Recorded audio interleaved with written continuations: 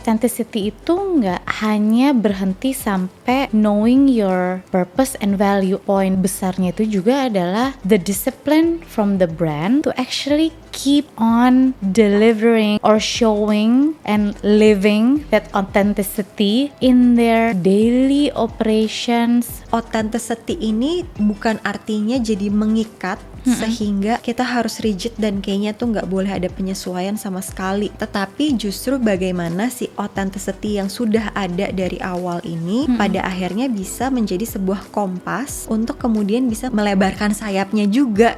Brands love to say authentic, but audience udah mulai nggak percaya lagi.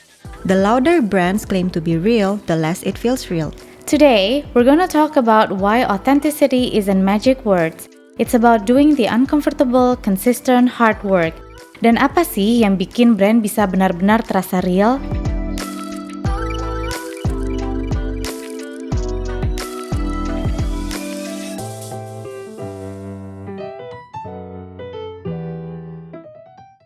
Hello! Yes, we're back. We're back. Again and again. Today is very important karena ini mengencapsulate seluruh hal yang sudah kita bahas selama ini. Yes. Silahkan jelaskan Ibu Grace. Di beberapa episode lalu sebetulnya kan kita banyak membahas tentang the foundation dalam membentuk sebuah brand, atau gimana sih caranya supaya brand ini bisa menjadi kuat. Apa aja nih yang kira-kira harus kita miliki gitu. Seperti brand purpose, terus abis itu juga ada promise, kemudian kita ngomongin values gitu. Itu kan sebetulnya semuanya adalah foundations. Hal tersebut itu bisa membantu sebuah brand mempunyai sebuah authenticity gitu. Jati diri kah maksudnya? Jati diri, sesuatu yang sebetulnya it's very genuine, it comes from the within, yang mungkin selama ini seringkali kita lihat dalam bentuk story gitu, dalam bentuk mungkin kayak yang kemarin kita mention commitment gitu, yang pada akhirnya bisa kita experience sebagai customer. Tapi menurutku ada satu hal menarik yang kenapa pada akhirnya kita punya episode ini, karena di beberapa waktu belakangan aku sebagai si suka mengamati ini seringkali melihat konten-konten di social media gitu. Banyak brand-brand yang pada akhirnya mencoba untuk mengartikan authenticity mereka atau keautentikan mereka ke dalam sebuah cerita atau konten semata gitu. Dan menurutku sebetulnya ini penting untuk kita bahas. Kenapa? Karena setelah aku coba perhatikan gitu ya, mungkin sebetulnya ini juga nih yang bisa menyebabkan pada akhirnya brand fatigue itu bisa dirasakan oleh customer gitu. Rasa genuine, rasa real itu juga pada akhirnya jadinya sedikit kabur gitu ketika authenticity ini hanyalah menjadi sebuah konten semata gitu. Ketika story-nya terasa emosional gitu, kemudian secara tonality juga rasanya sangatlah lembut gitu. Umumnya itu diartikan sebagai keautentikan dari sebuah brand gitu.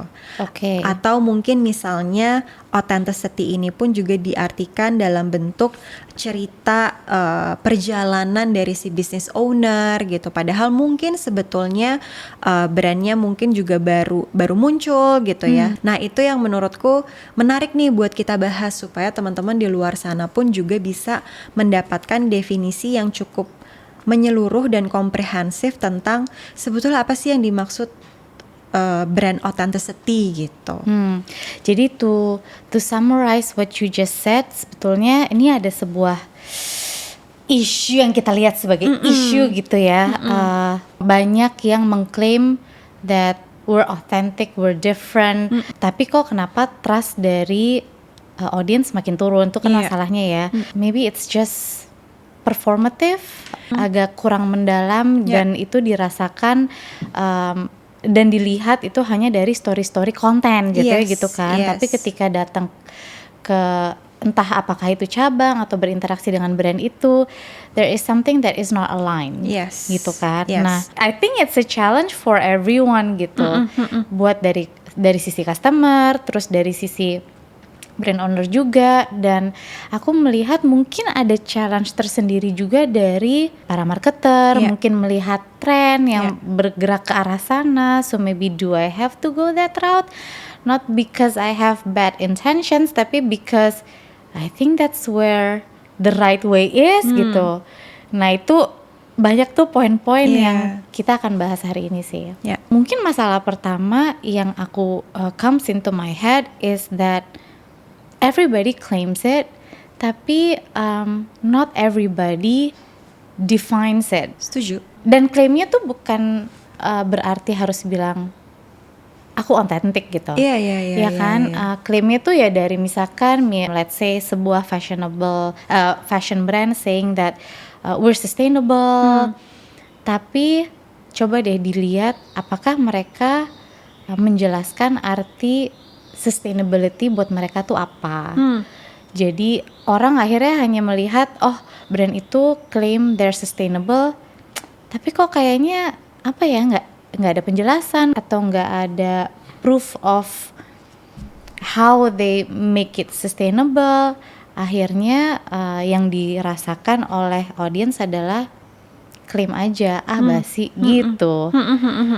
Karena kan kadang-kadang orang menganggapnya bahwa brand yang otentik itu artinya dia punya sesuatu yang kayaknya tuh unik banget, beda dari yang lain, one of a kind gitu kan. Yes. Padahal kan sebetulnya kalau misalnya kita definisikan, by being authentic means the brand really comes from within gitu kan. Dengan purpose-nya apa sih, tujuan utamanya brand ini hadir itu tuh untuk apa sih, yang again sebetulnya pernah kita bahas juga ketika memang untuk bisnis, so be Which it is nggak gitu, apa-apa, which is nggak apa-apa gitu. Ya berarti authenticity-nya is for that kan gitu ya. Iya.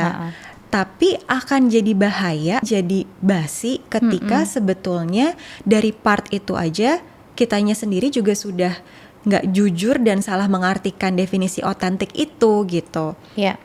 Jadinya yaitu tadi, otentik ini menjadi sebuah cerita yang akhirnya itu tuh dipaksa untuk dikarang gitu ya, dibikin beda dari kompetitor gitu. Kita selalu pokoknya harus beda nih dari kompetitor dan harus kita suarakan supaya customer bisa dengar bedanya, bisa lihat bedanya gitu. Padahal sebetulnya the product, the service itu ternyata nggak speaks the story yang sebetulnya mereka komunikasikan about that authenticity gitu. Nah, ketika itu terjadi, ya yang terjadi adalah ketika customer mendengar kata authenticity, brand ini authentic, jadinya tuh udah nggak punya rasa percaya lagi gitu. Ketika misalnya foundersnya mungkin berusaha untuk menceritakan sesuatu yang real, jadinya malah di second guessing sama customer gitu, karena banyak brand-brand lain di luar sana yang ternyata menganggapnya authenticity itu sebagai sesuatu yang performative gitu. Iya, misalnya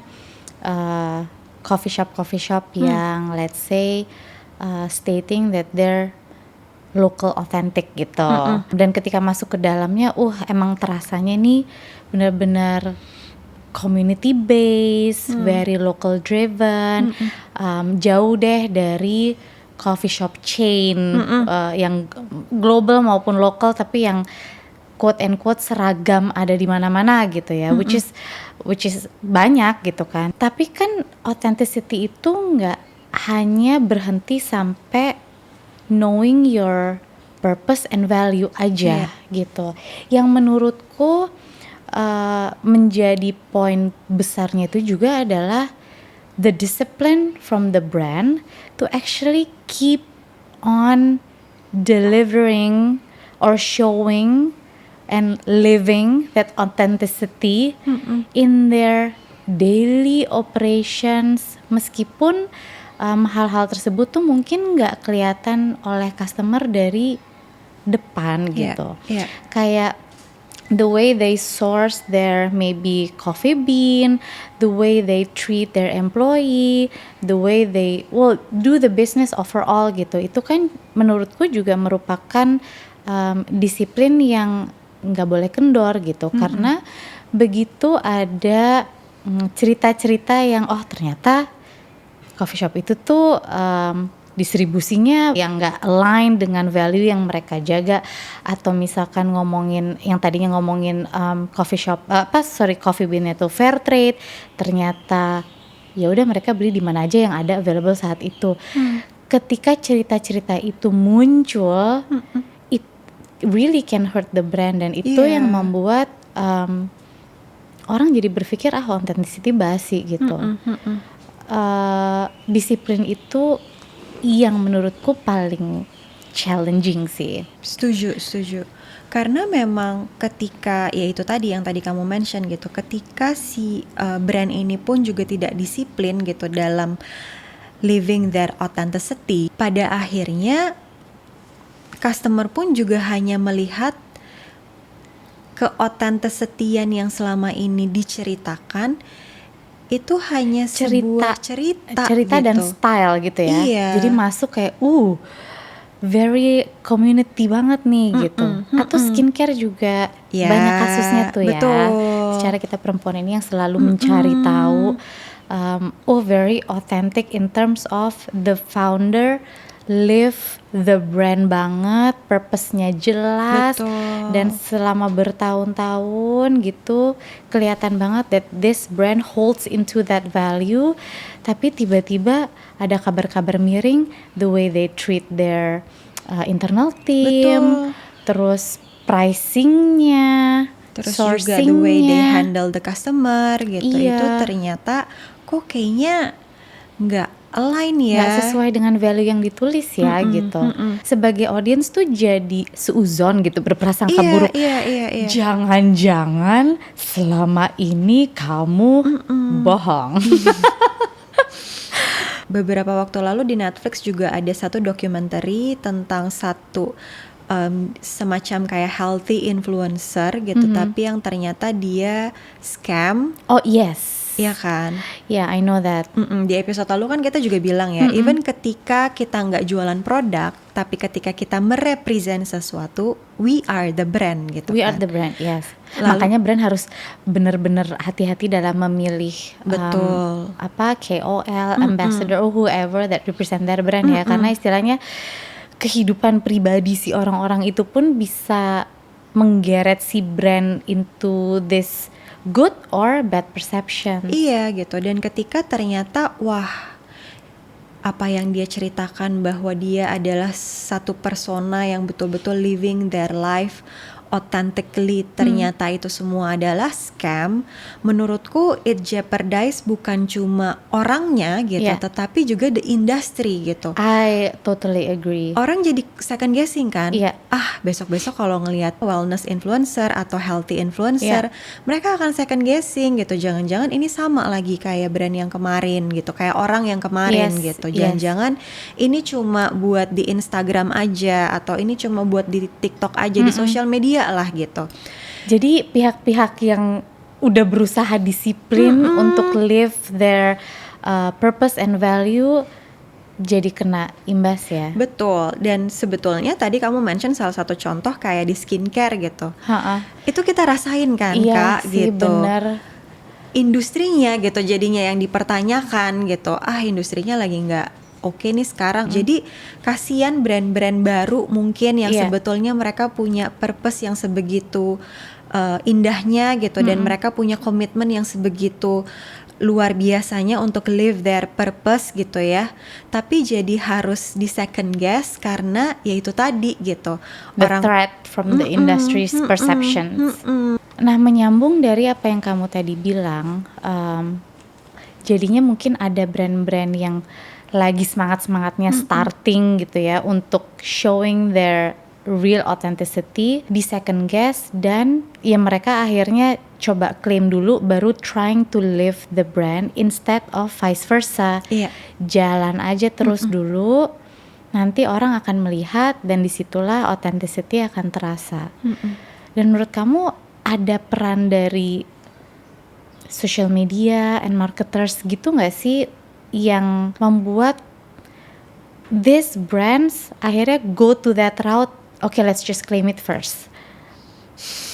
Itu pertanyaan yang serem. Aku harus take a pause dulu sebelum aku menjawab. Karena I truly believe that it's not only the challenge for brand owners dan brand leaders gitu, tapi ya kita sebagai konsultan dan mungkin agency sebagai yang creating the campaign, marketers, social media tempat semuanya berada gitu kan. We also, I think, hold a big responsibility in making sure that any kind of authenticity itu being kept truthfully. Iya. Dan kita juga harus punya disiplin yang kuat loh untuk nggak, udahlah klaim dulu gitu. Kayaknya ini pernah muncul di episode kita ketika kita membahas tentang brand fatigue deh. Menurutku tren social media kita sebagai mungkin pelaku di industri kreatif gitu, di industri yang berkaitan dengan branding, marketing, communications gitu. Sebetulnya kita memang mempunyai peranan penting gitu untuk mendrive dan pada akhirnya men-shift the way people perceive and define the authenticity gitu.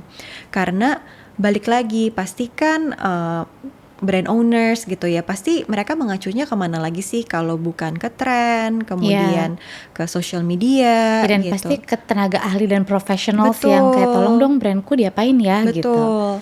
Dan ketika memang mereka tidak dipandu atau tidak di-guide oleh mungkin partner yang tepat, ya pada akhirnya kan mereka juga akan terbuai dan maybe this is the right direction that I need to choose atau that I need to go gitu kan. Dan kayaknya waktu di Brand Fatigue pun juga kita membahas salah satu hal, kita sebagai bisnis brand consultant pun juga kadang merasa lelah gitu ketika ujung-ujungnya kok kayaknya ketika kita lihat brand semuanya jadi sama aja ya gitu. Masa sih nggak ada hal lain gitu yang bisa kita ceritakan atau something that is very real and genuine from the brand itself yang bisa kita angkat gitu. Kenapa kita harus melihat tren atau kenapa kita harus selalu mengikuti route-nya itu misalnya emotional atau kompetitor mau ngapain gitu. Yang pada akhirnya yang lahir konten, bukan karakter building gitu ya. Jadi kalau dianalogikan again, brand itu manusia,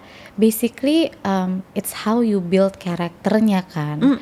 Makanya ada brand building, mungkin nanti ketika secara value udah tahu dan mulai dijalankan, dan ini sebetulnya kembali lagi ke pembahasan yang sering kita angkat juga, bahwa brand is not only about storytelling, it's not only about what content you put up on social media, but it's also about how you lived dan menggerakkan organisasi itu, whether it's a company, it's a non-profit, anything gitu.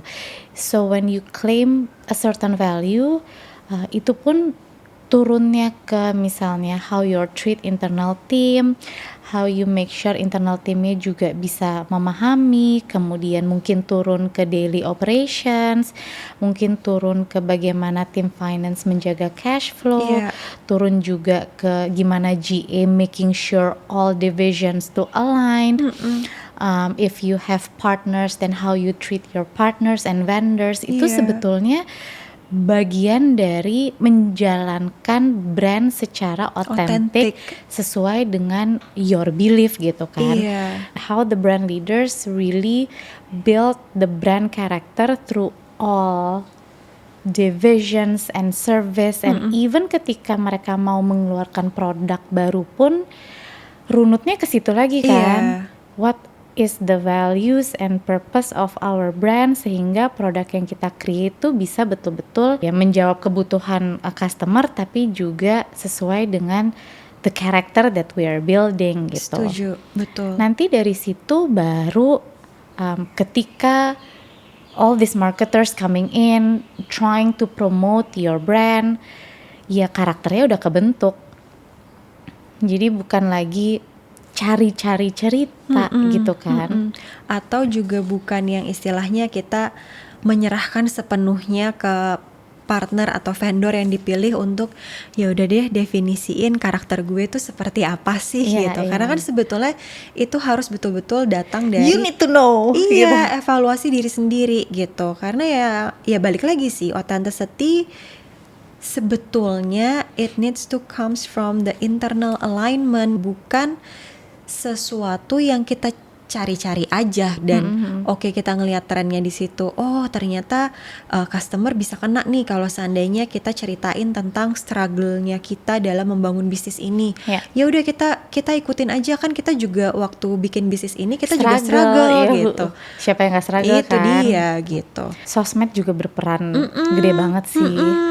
Gimana caranya bikin sesuatu tuh terlihat otentik tapi sebetulnya itu semuanya udah di compose lah, seperti kayak no makeup. Betul. Yes, I woke up like this. this.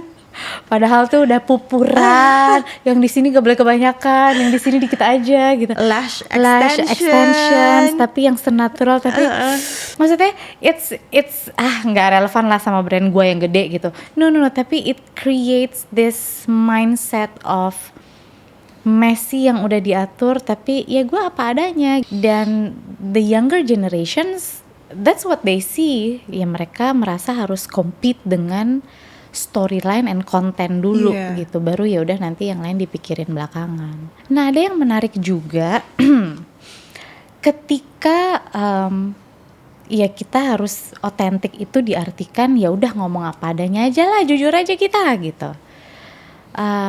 Bahaya nggak sih kalau big corporations just do that? Kalau kita ngomongin big corporations, pertimbangannya juga pasti kan juga semakin banyak ya. Karena kan ini corporate ya. Iya. Hajat hidup orang banyak yang kerja di situ gitu. Jadi kalau dari sisi aku sih merasa bahwa kejujuran itu tetap penting dan harus menjadi nomor satu gitu. Karena it's how you live authentically as a brand gitu. Tetapi cara menjadi otentiknya yang mungkin menurutku itu harus membutuhkan berbagai macam penyesuaian gitu. Karena di era sekarang aku merasa ya Kak, dengan adanya teknologi gitu, kemudian juga social media, mau sepandai-pandainya big corporations bersembunyi atau menyembunyikan sesuatu, itu semua akan muncul ke permukaan gitu. Iya, jadi karena netizen. Betul, apalagi si akun di Instagram yang memang juga selalu membahas tentang big corporations gitu kan. Itu kita juga nggak bisa sembunyi. Lebih baik jujur dan mengakui. Bahkan udah ada kok contohnya menurutku. Salah satu perusahaan transportasi yang aku yakin semua orang tahu dan semua orang pernah pakai gitu. Ketika memang mereka lagi merasa mereka tidak mampu, yang mereka lakukan ya mereka mengakui gitu bahwa ada banyak hal yang harus mereka perbaiki, dan mereka meminta kesabaran dari para pelanggannya gitu untuk bersama-sama nih dengan mereka gitu. Dengan menjadi big corporations bukan artinya kita tidak bisa lagi living authentically seperti layaknya awal bisnis ini dibangun gitu, tetapi mungkin memang caranya gitu, karena kan ya itu tadi stakeholders yang harus di manage pun juga semakin banyak. And I think that's where discipline and endurance menjadi bukti lah kalau memang authenticity bisa terus dijalankan oleh big corporations. Karena tanpa disiplin dan endurance yang tinggi pasti terbuai dengan banyak hal. Ada salah satu national company yang always talks about quality. Maybe you recall, for years and years, all they talk about is about quality gitu. Dan memang di dalamnya pun segala sesuatu yang keluar dari produk dan services yang keluar dari company tersebut, ya standar kualitas pertama ya harus terpenuhi gitu. Sampai akhirnya setelah sekian belas bahkan mungkin entah 20 tahun, semua akhirnya percaya kalau ketika udah ada nama itu stamped on a product or a service, you know that it's quality product and you can feel secure and safe. Sampai akhirnya sekarang yang mereka sampaikan itu adalah they're here for nation pride, which ya itu istilahnya tuh jalur yang reasonable buat mereka. Karena mereka udah clear banget nih dengan dengan posisi mereka tuh punya segala sesuatu produk dan layanan yang berkualitas. That means when they're here for the nations, ya mereka memang membawa barang dan service yang berkualitas. Itu endurance-nya harus tinggi sih, karena kalau enggak ya pasti kan bisa aja pivot Iya. di tengah jalan. Dan mungkin kayaknya peran leadersnya tuh juga matters banget gak Very sih menurut very kamu? much matters. Dan Yes. itu hal yang mau aku tanyain juga sih Oh ke my kamu goodness. gitu. Mungkin kalau untuk brand UMKM gitu atau small businesses, business owner-nya gitu ya, mungkin yang memiliki peranan penting gitu, karena seharusnya mereka lah yang istilahnya tahu nih roh dan sampai ke semua organ di dalam si brand ini tuh Yes. mereka lah yang paling tahu gitu. Tetapi ketika kita ngomongin big corporations gitu, brand yang sudah dibangun bertahun-tahun, yang memang mereka pun juga pasti berganti kepemimpinan udah nggak tahu berkali-kali pasti kan. Leaders menurutku juga memiliki peranan penting gitu. Mau arahan bisnisnya berbeda, mau stakeholdersnya bertambah ataupun berkurang, si authenticity ini pun kan juga pasti haruslah dijaga. Iya. Dan leaders memegang peranan yang sangat penting gitu untuk menjaga hal tersebut. Menurut kamu seberapa jauh atau seberapa besar peranan leaders untuk pada akhirnya bisa membantu mempertahankan keautentikan sebuah brand, apalagi ketika si bisnis ini pun juga kan harus scale up, harus bertumbuh atau mungkin ternyata harus pivot. We always say and we believe that brand starts from the top, right? Karena brand itu menyangkut jati diri sebuah perusahaan, company, institusi, everything gitu.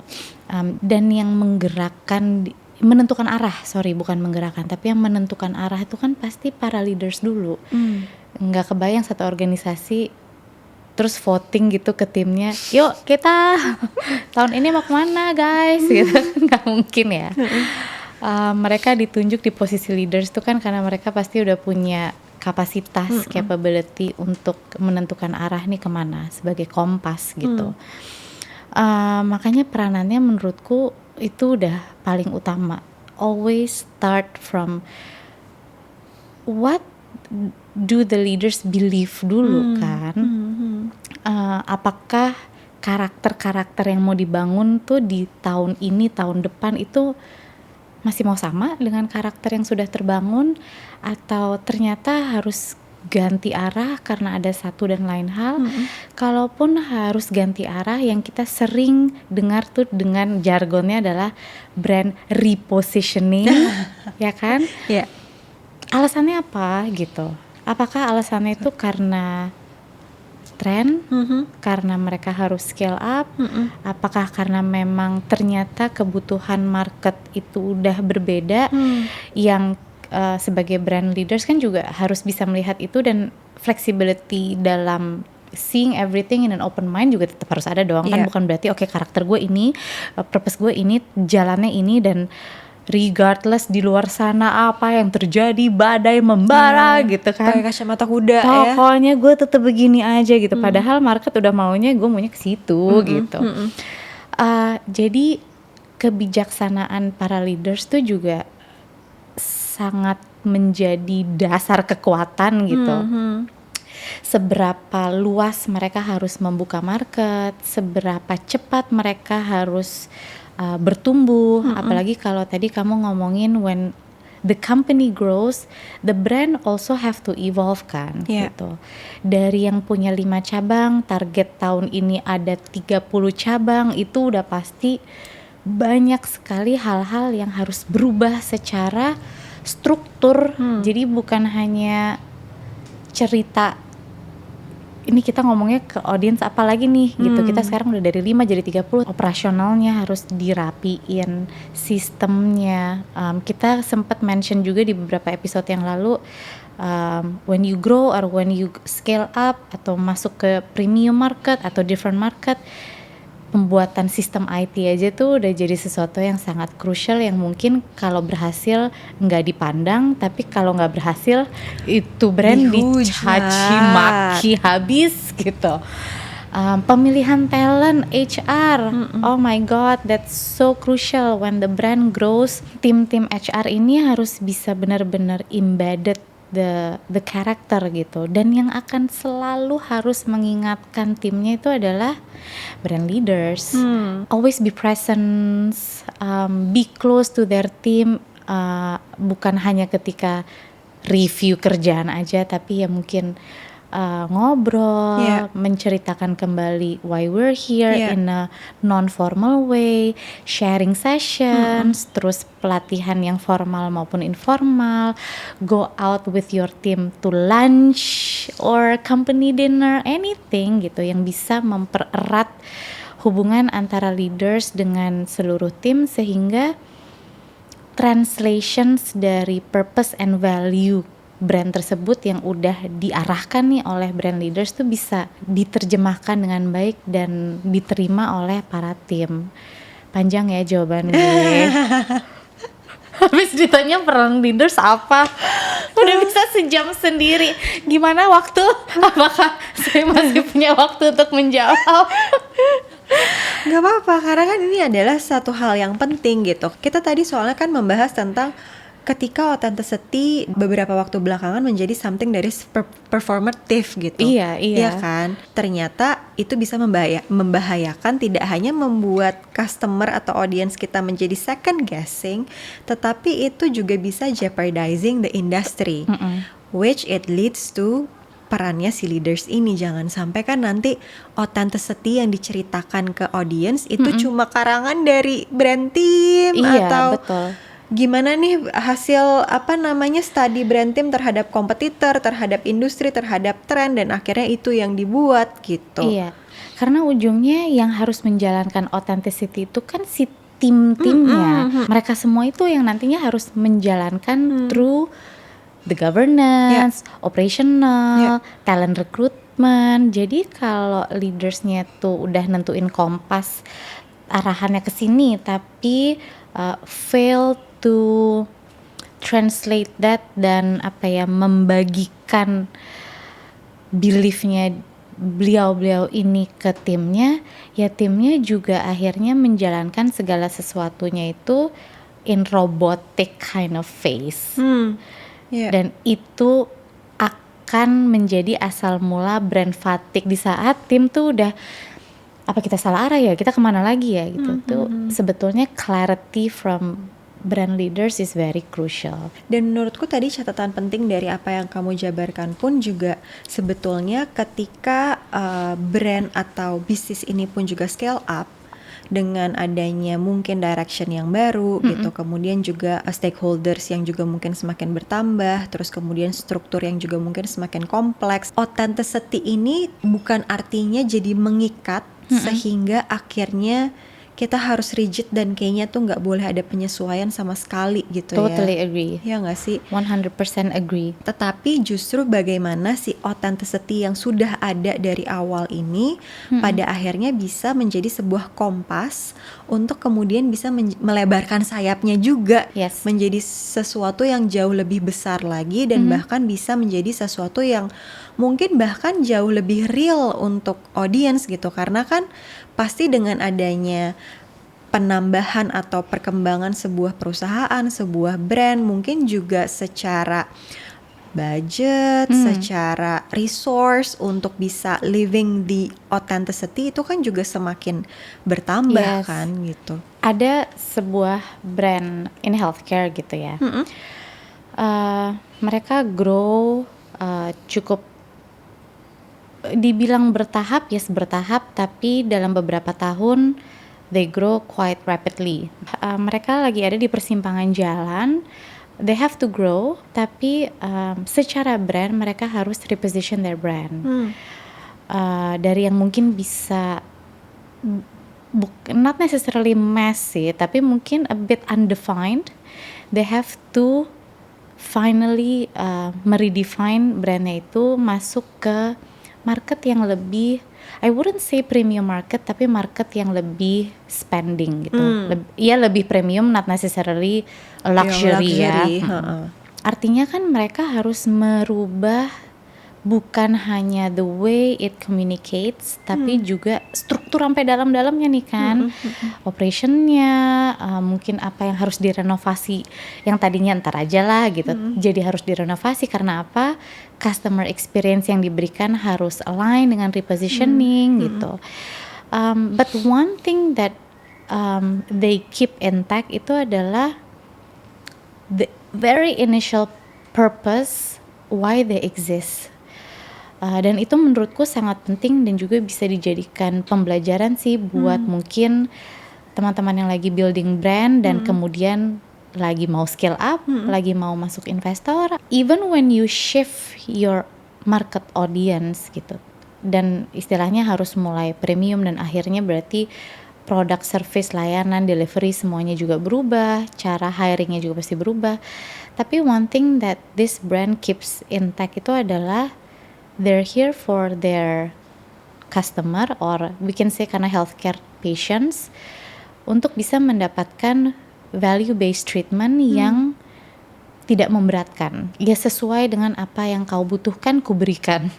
Jadi going into premium market doesn't mean that everything is lavish and you have to pay for the lavishness. Doesn't mean that you will be served something that you don't need. Yang penting semuanya komplit, karena kalau kita ngomongin premium, something about comprehensive tuh kan juga biasa lah ya. But they stay true to why they exist, which is value based, yang butuh-butuh aja, tapi everything is delivered with care, affordable. Meskipun affordable itu subjektif gitu ya, tapi istilahnya tidak berlebihan and good quality. Belum kesana nih, istilahnya belum berhasil karena ini baru tahap awal. Tapi realizing that still have to hold on to their purpose, itu menurutku sesuatu yang tidak banyak terjadi ketika dituntut growth yang begitu tinggi, maybe with new investors, maybe different target market. Karena when you have to go premium, it's so easy to get carried away with premium pricing, premium facility, and everything in between lah ya. Tapi gimana jaga supaya yang dimaksud dengan premium ini adalah that quality dan kenyamanan dalam experience tanpa harus mengorbankan purpose mereka. Dan aku sudah bisa membayangkan sih endurance levelnya untuk bisa kesana tuh pasti wow sih, karena tidak mudah. Iya. Akan lebih mudah untuk shift just everything. Oke, naikin harga, premium semuanya. It's going to be much more easier. Tapi dia bertahan aja. Betul. Pokoknya premium versi saya nggak begitu ya. Iya, gitu. karena mendengarkan cerita kamu aja sebagai, nggak usah dengan sudut pandang sebagai brand consultant gitu ya, tapi aku sebagai seorang pasien di berbagai rumah sakit gitu, ketika mendengarkan cerita kamu, aku second guessing gitu, apakah bisa? Disitulah peran leaders itu creating the system, terus memberikan kepercayaan ke tim untuk juga membantu para leaders untuk creating the system. Apakah menurut kamu si brand yang memang benar-benar otentik ini artinya pun juga brand yang mungkin kelihatannya kayak justru biasa aja dan boring?